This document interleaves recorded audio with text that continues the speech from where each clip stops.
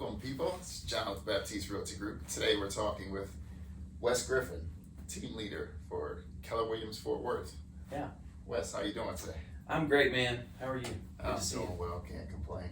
Well, first I want to thank you for taking the time to speak with me. Yeah, Just absolutely. wanted to introduce everyone to KW, to Wes Griffin, and what a team leader does at Keller Williams, actually.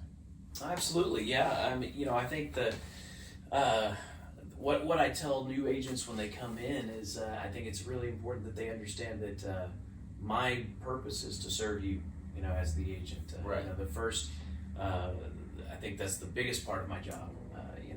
That top 20%, if you will, is to care for the agents and to make sure that you guys have everything you need, making sure you get paid, making sure that you have all the resources that you need for your business. But then, another big part of my job is recruiting. Making sure that we're taking care of the agents out there who need a great educational brokerage like Keller Williams. Okay, that sounds good. Well, that leads me to my first question is, what were you doing prior to KW? And what made you choose KW? So it's two questions. Yeah, well, that's so I was actually a band director for about 20 years before I got into real estate. Loved teaching.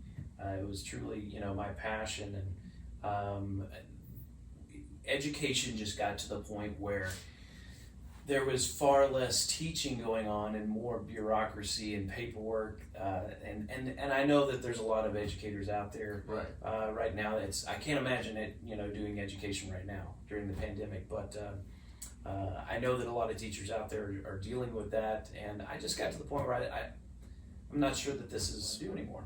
I tell people all the time I miss the kids, but I don't necessarily miss the job. Right. Anyway, so I got into real estate because actually one of our productivity coaches here, Gene Lamb, used to be my fine arts director. He was your actual director. Yeah, he was my boss. Yeah, Okay. So I was a band director at Castleberry High School, and he was my fine arts director. And he, I was talking to him one night after I guess a fairly difficult day on the job, and he and I were sharing a beverage or two, and he said, I was sharing my woes and that I wasn't satisfied with what I was doing, and he said, well, I'm getting into real estate, maybe you should come with me. So the next thing I knew, I was signing up for real estate courses, and the rest is history. I think that I chose Keller Williams mainly because it was recommended by a friend of mine. Right. And that I trusted, and really for that first year, I've told people this before, but I really didn't feel like I was part of Keller Williams. I was really part of the Gene Lamb brokerage, because he was my go-to. I was calling him and Sandra McCormick, who was my sponsor. I called them constantly, and I was part-time, so I really wasn't part of this office. Right. My third year in real estate, I quit my part-time job and I went full-time into real estate, and that's when I really became part of Keller Williams in my mind. That's when I really I dove in deep, and I read the book. I drank the Kool-Aid, as they say. I started, the book, right there you go. It's recommended by agents that aren't even Keller Williams agents. That's right, absolutely, yeah. But at that point, I really got into the Millionaire Real Estate Agent book and used that system and model. Mm-hmm. I got into coaching. At that point, Sarah O'Cana kind of took over my life and my career, and I kind of put it in her hands, and I wouldn't be where I am today if it wasn't for her. That's good. That's a story that I hear often from a lot of folks run office, and it's a story that I even hear with agents run office now that just come in. That once they come in, they feel more like that part of the family. Mm-hmm. Versus, and I know it makes it a little tough now with the pandemic and everything, but that is a big. That's actually what drew my wife to KW as well. Mm-hmm. Is the environment, and when I joined, coming in, really feeling. What makes you believe that KW is right for other agents? Because you talk about recruiting being part of your job. Well, so I've been in the team leader role now a year. I was assistant team leader a year before that, so I've been in leadership here for now 2 years. And when I first started in leadership and I started recruiting, I really didn't feel like I had any knowledge of why you wouldn't choose that brokerage or that brokerage, because I only knew Keller Williams. I grew up in this model. I love where I am. I'm what you call unrecruitable. I'm KW deep. But having sat in this chair now for quite some time, I have watched a lot of agents end up at Keller Williams, coming from other brokerages, and listening to their story has solidified why people come to Keller Williams, why they choose Keller Williams. And I think the biggest part of that has to do with culture. It has to do with the fact that when people come here, they say, well, at my brokerage, we didn't act like this. We didn't have a family, a real estate family. And it's something that we throw around like it's common knowledge, but agents helping agents, that part of our culture is something that is truly Keller Williams. And I hear it from agents all the time that, it wasn't like that at my brokerage. It was more kind of a, hey, this is my business, look the other way. Right. I think that it's something that I take for granted, or I did, being an agent here. And I've also experienced across the table what not having that culture can do for an agent. Mm-hmm. And that's not always a positive thing, right?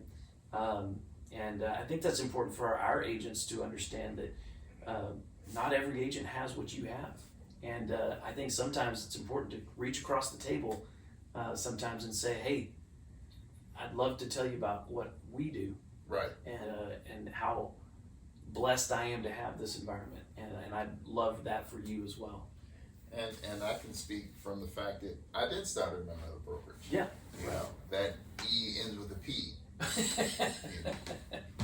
And I had the privilege of being around my wife and being around other agents before I became an agent. And I would often hear people, she called them broker hoppers. Broker hoppers, yeah. Because they would say, hey, you still at KW? And she would say, well, aren't you at such and such? And they're like, oh no, I'm at such and such. It's like they're going from one to the other to the other, One of the common things that I heard from people prior to becoming an agent was, well, KW, and this is probably why, and I'll say it for the record, my wife already knows, the reason I talked her into leaving KW. But you see where I am, that was a mistake. But I would hear agents say, well, KW just takes too much of your money. They charge too much, Too expensive. Right, yeah. Too expensive. What do you say to that? Real estate is I think one of the keys to being a real estate agent is you have to understand that you have to be an entrepreneur. This is a business. And you're the business owner. And I think I'm going to step back and say that I think a lot of brokerages, when you start as a new agent, make you feel like you're an employee. And that's a mistake. And I will tell everybody, if you're interviewing with a broker and they're presenting it like you're there for an interview, like you're getting a job, run away, because that's not the way it should be. The agent is the business. The agent is the business owner. Right. The brokerage is a consultant to help grow that business. Exactly. So really, the agent needs to come into every brokerage and interview the broker. Right. Say, are you the person I want to do business with? Are you the person I need to help me grow my business? And I think that has been clear from the very beginning with Keller Williams. I know I've watched Gary Keller, stand on stage and say that's the way we started our company, is we wanted to be that agent-centric brokerage. So, I think the important thing to remember as an agent is this is a business investment. And I think that, we all want to make sure that we're looking for a brokerage that is going to help us build our business. Correct. Right? And to whatever extent you want that to be. And, for me as an agent, this was well worth the investment that I was paying for at Keller Williams. I will gladly pay whatever cap amount it is, whatever monthly cost it is, because it's much more than just a great place to handle my business. It's much more than just doing a smooth transaction. We are a God and family first business. Right. That is right in line with my personal faith and my personal convictions. So that's one reason that I'm gladly going to pay whatever that fee is in order to be in business with this company. Right. I also feel that the training, the mentorship, the Sarah O'Cannons, right. the Jean Lambs, the fact that I have those people here to take care of me, I think is well worth whatever the price tag is. I agree. I agree totally. And one of the things you said, you talked about, well, it is a business. It's our business, right? And I remember I didn't come back to Keller, before Nikki came back to Keller, and I joined Keller. We interviewed a couple other brokers, right? Mm-hmm. She said, just talk to some. Sure. And it was exactly what you said. It was more like they were interviewing us for a job. Mm. And one is right across the street. They weren't there, but they're there now. Yeah. But I can remember him specifically. And that's what it felt like. Like I was being interviewed for a job. And it just didn't feel right anyway. Right. So. And another big part of that I'll touch on is, and a lot of people have heard this story because Gary Keller's been telling the story for now, I think 5 years, is the tech industry. Let's talk about that. I mean, yeah, that was one of the questions we were going to talk about. Definitely. I was interviewing a recruit, a guy that's looking to get into real estate, and he comes from an IT background. Mm-hmm. So I told him a little short story about what we're doing with tech here at Keller Williams, and that we have a proprietary system that we built from the ground up for agents, and it's built by agents. And his eyes got this big. He's like, that is so important. And this, like I said, this is a guy that spent the last 15 years in the tech industry. He's watched tech firsthand blossom into what we know now as the platform industry, the data and the data sharing and the artificial intelligence and all of that stuff being born. And so he looked at it and he said, that is perfect. That's what everyone needs right now. And, I think about the story that Gary tells about standing on stage and announcing that we are now a tech company. Tech company, right. And the rest of the industry saying, Gary, sit down. Gary's crazy. You're crazy, man. Right. We're real estate companies. Right. We're not tech companies. Look where we are now. That you referenced a company that shut down last year. Gary predicted that. He's like, if you're not on board with this platform industry and developing your own tech, you're going to be the blockbuster. Right, the dinosaur. Yeah. You will be the dinosaur. And I watched it happen. It was as if he is the soothsayer or something. He does seem that way. He does seem that way sometimes, but so.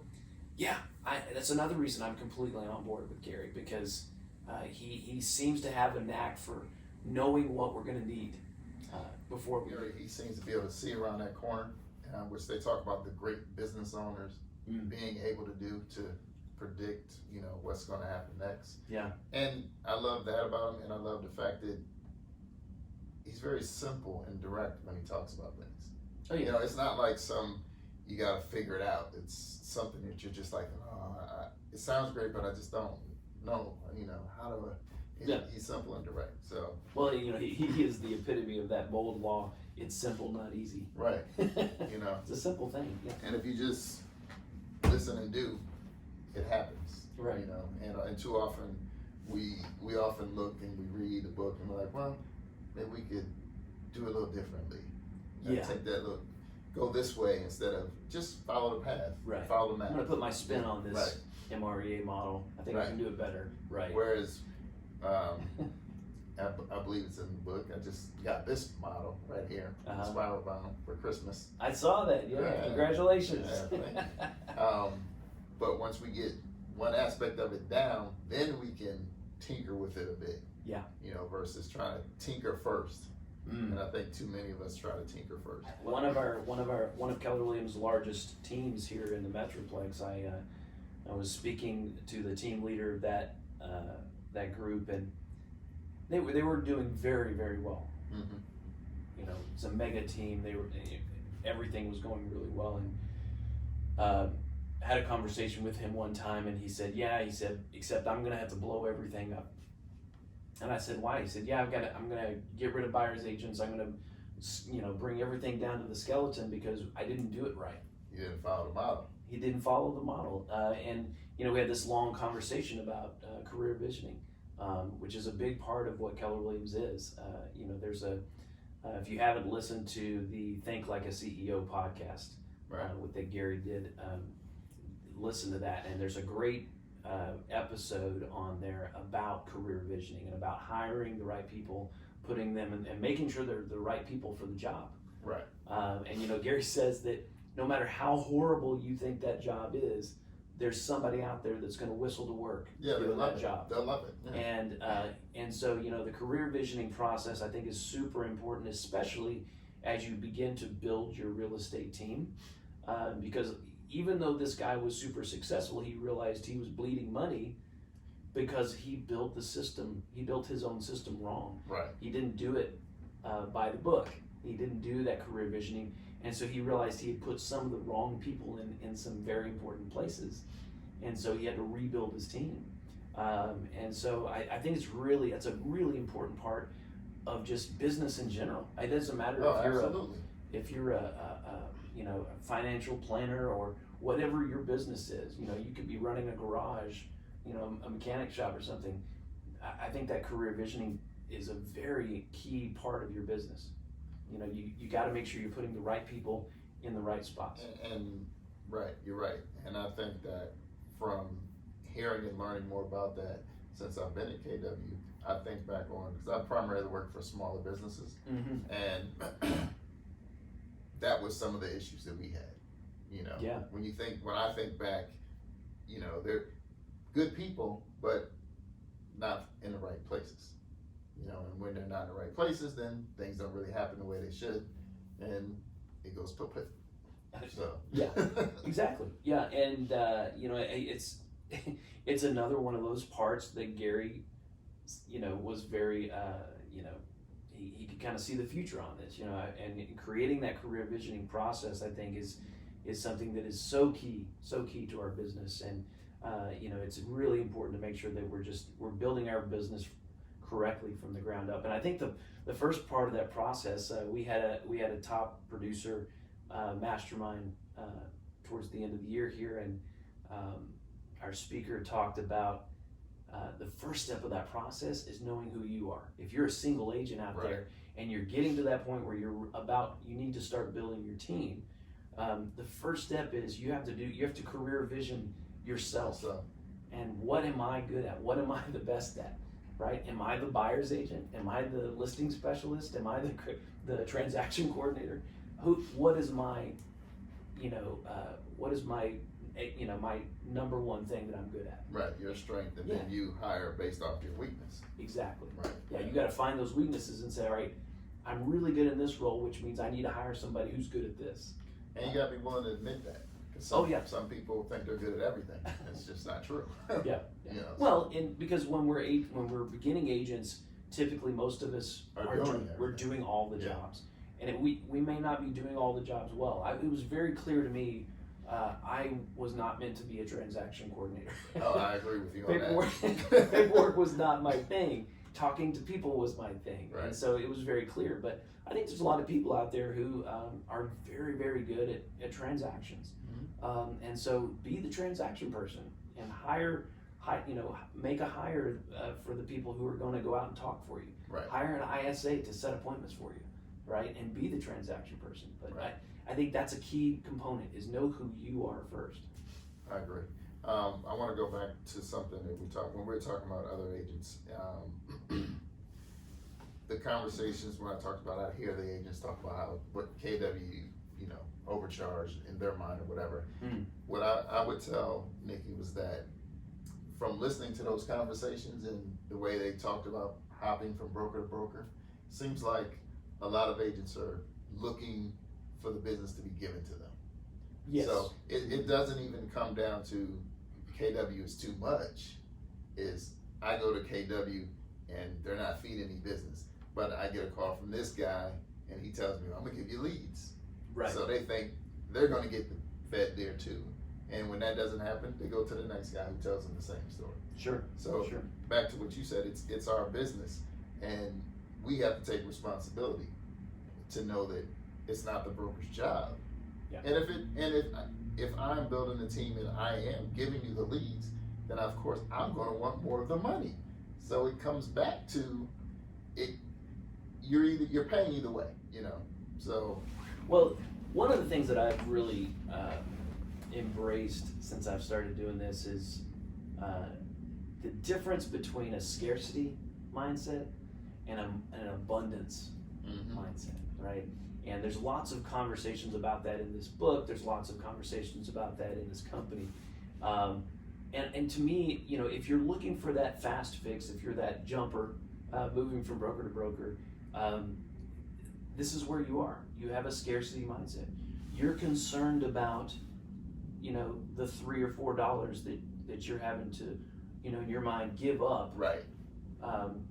Versus the thousands of dollars that you're going to make if you have an abundance mindset. Right. And to me, that's probably the biggest difference between those people who are jumping around and trying to find the fast fix for that mindset that they have. If they would fix their mindset, they'd stop jumping. And I'll be honest, I'm not saying that Keller Williams for everybody. Right. No. I think there is a place at Keller Williams for everybody. I think we offer so much that, for that person who needs leads, join a team. Right. Join a team. You'll have plenty of leads, right? Find a good rainmaker and say, I want to be a buyer's agent on your team. But to me, the idea of abundance mindset is the key ingredient, no matter what brokerage you end up at. Right. If you have that mindset, then you stop looking at the dollars that you're giving up. And I was that person. I get it. Before I hired a transaction coordinator for my business, I was like, $300 a transaction. I don't know if I can give up that money. That's a lot of money. And how much money am I giving up for coaching? And and that money is going to my split. That was my mindset. I was concerned about the dollars that I was giving versus the dollars that I can make. Right. We call that stepping over dollars to pick up pennies. Yes, exactly. That's where my mind was, and I was oblivious to the dollars that I was giving up, to the dollars that I was stepping over to save a few pennies. Yeah, right. and you put that you make that one transition to, I'm going to put somebody in charge of my paperwork, and oh my gosh, my world just opened up. I was like, I am able to do so much more business because I'm not worrying about this day-to-day stuff. Right. And my business exploded. And then you have that moment of, oh my gosh, what took me so long? Why didn't I do this from the very beginning?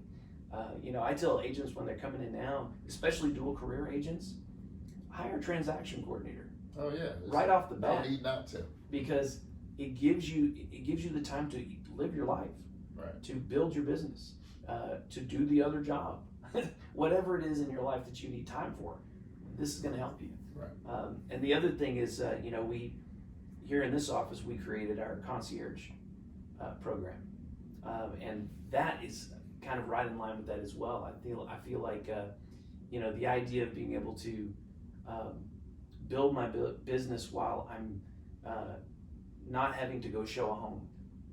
If I'm working on something and like today's business is going to get in the way of me building my business. Right. And so we created the concierge program so that our agents can be helped by the other agents helping agents, and help them do their daily business while they're building their business. And to me, that is I think is a huge asset that we've added to our company. Oh, it definitely is, and not only that. I mean, I know even over the Christmas holiday, we Nikki had a deal that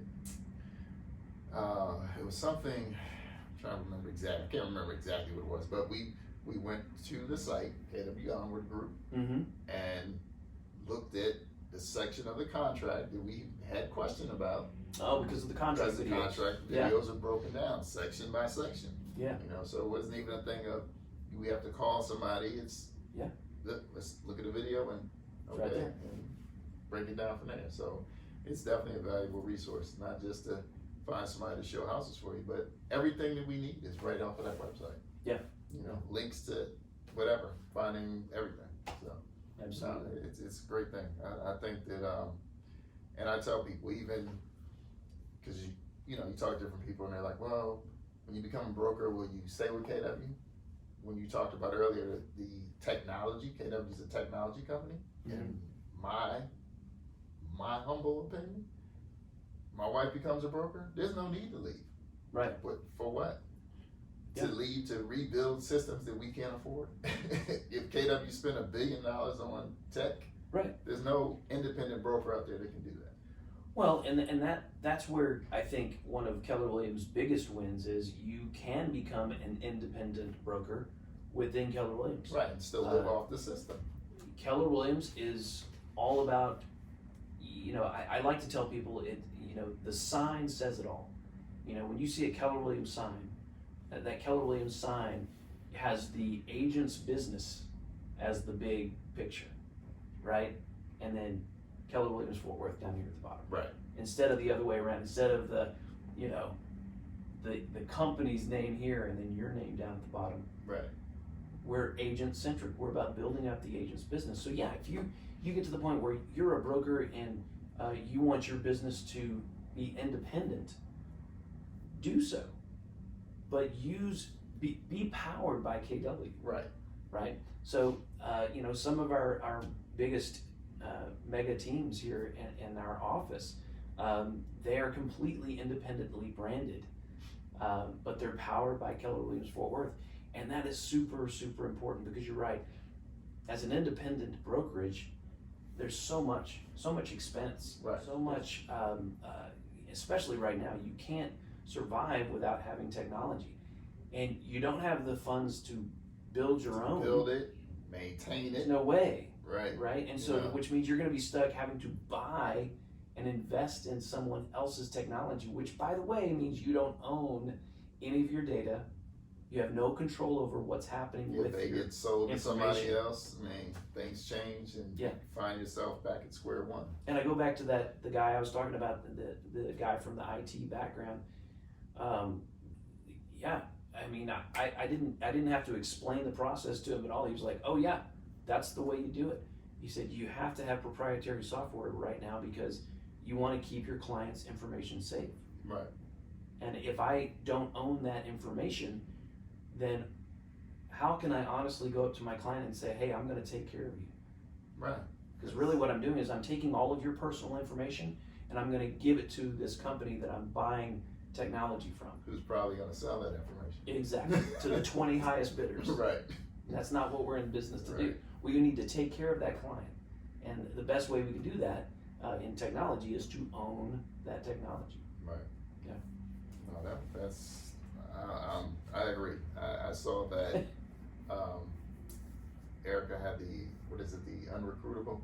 Yes. For Facebook thing. I saw that this morning. I was like, oh yeah, I'm gonna change my picture today.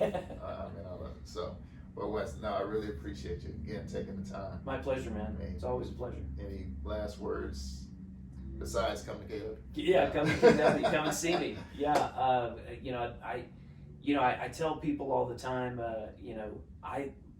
if I didn't have anything to do all day except tell people about how awesome Keller Williams is, I would love my day. It's what I love to do. So if you are interested in hearing more about what we do here, I'd love to sit down with you and talk with you. It's truly I tell people all the time, it's kind of like my Moses experience. You know, I love kind of sharing with people what this company has done for me firsthand, and how I can help you experience that yourself. You heard it. We'll see you soon.